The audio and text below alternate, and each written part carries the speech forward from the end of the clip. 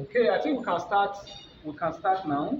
We can start. We are still in addition and subtraction of fraction. Remember, in the first step, I gave you equivalent fraction. How to use equivalent fraction to solve. But at this point, we are going to use step 2. We are going to use what step 2 to solve here. Step 2. This one is going to be what?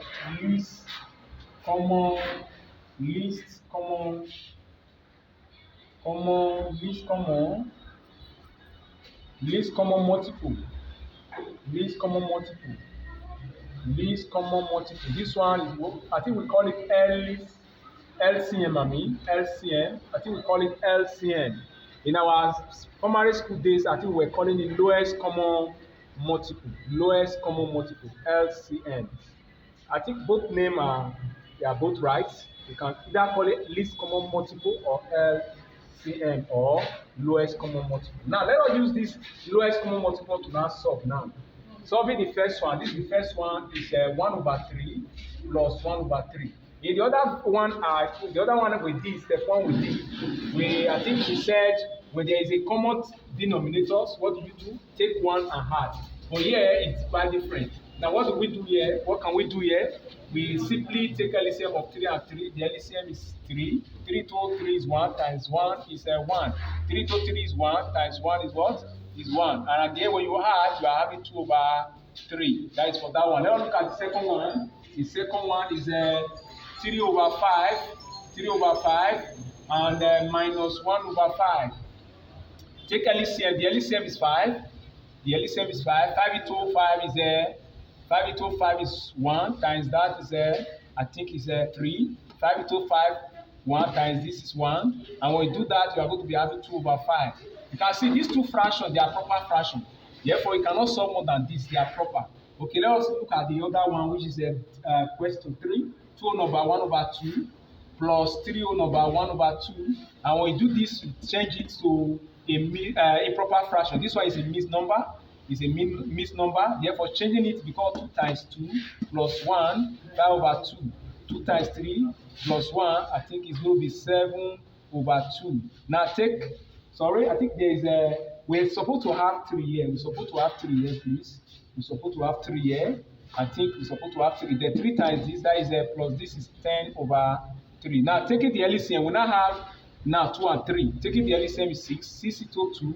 I think that one is 2 into, that is 6 into 2 is going to be, I think it's going to be 3. 3 times this is 15. See, that is 6 into 3. 6 into 3, I think is 6 into 3 is 2 times 10 is going to be 20. And when you add this very one, you have 35. We have 35/6. 35/6. Now, 6 people share 35. I think we are going to be having 5 whole number. I think we'll be having a 5 whole number because 6 times 5 is 30.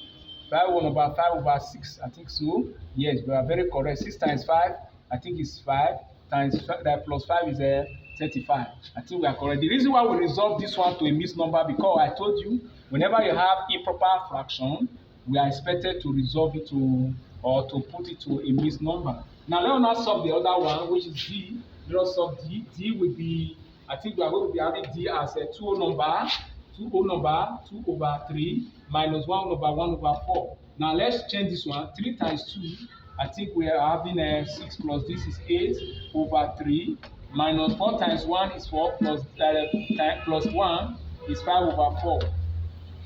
Now I think we now have 3 and 4 as the denominator now. I think we have it like that. Okay, taking the LCM is 12.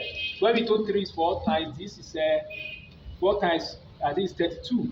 We times this 32. 4 into this is 3 times 5 is going to be 15. I think so.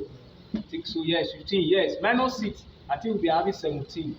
I think we're going to be having 17 minus this 2/12. Now, can you see now? We still have the fraction here is also improper, meaning we cannot leave our answer like this. Let 12 people share 17. 12 people share 17. I think they are going to have one whole number. I think it's going to be 12 people share 17. They have one number, and it will be 5 that will be left over 12.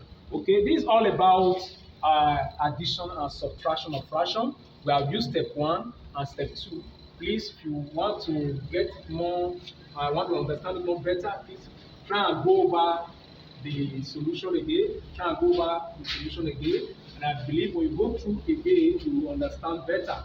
Thank you very much for staying with me all through this throughout the teaching of addition and subtraction of fraction.